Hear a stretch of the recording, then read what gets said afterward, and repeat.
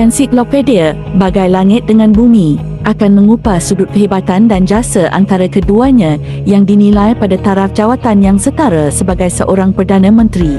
Jika dibandingkan sudut kepimpinan dan kewibawaan, Tun Dr. Mahathir jauh lebih ulung dan layak sebagai seorang negarawan.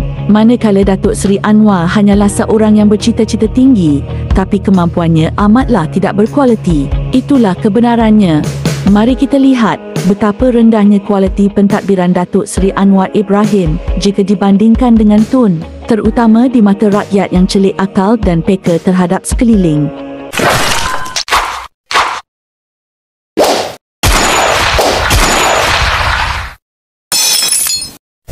Tun Mahathir, Perdana Menteri keempat Malaysia, bermula pada tahun 1982 hingga 2003. Apakah perkara besar yang Tun lakukan terhadap negara ini apabila menjadi PM tak sampai 7 bulan? Beliau telah membina Lebuh Raya Utara Selatan atau projek Lebuh Raya capaian terkawal kebangsaan pertama yang menghubungkan utara dan selatan semenanjung Malaysia.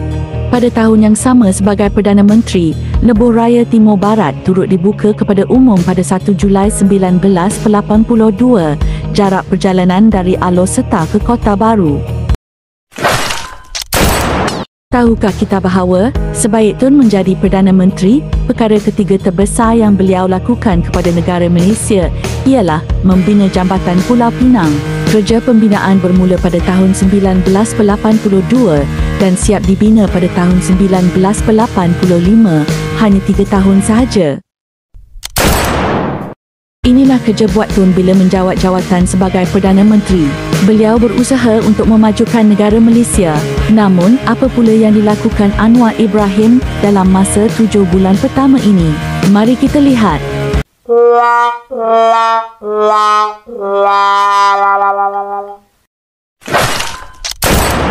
Selepas menjawat jawatan Perdana Menteri, Datuk Seri Anwar Ibrahim dengan menggunakan pesawat kerajaan pada 1 hari bulan Ramadan ketika rakyat dilanda musibah kemiskinan dan hari pertama Ramadan. Beliau bersama ahli keluarga, anak cucu, menunaikan umrah dengan percuma menggunakan kemudahan pesawat kerajaan. Sungguh kami rakyat sangat berkecil hati dengan perkara ini.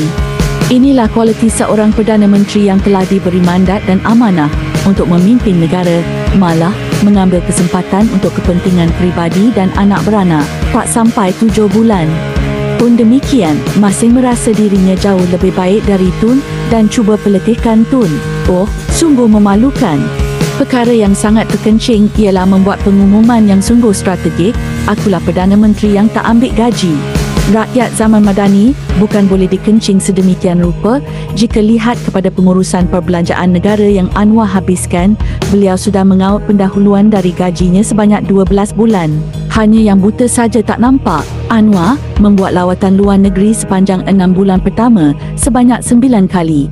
Dan tahukah kita berapakah kos yang dibelanjakan?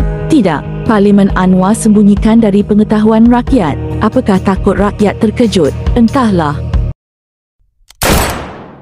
Kemudian, baru 7 bulan kerja sebagai Perdana Menteri, apa yang dilakukan itu ialah siri rumah terbuka Madani. Berapakah kosnya? 6.3 juta ringgit. Apakah semua rakyat dapat nikmatinya? Tidak. Bila menjadi Perdana Menteri, prestasi kepada negara sangat merudum, rosak. Hanya tahu menyanyi dan bergembira. Hakikatnya rakyat semakin melarat dan terhimpit.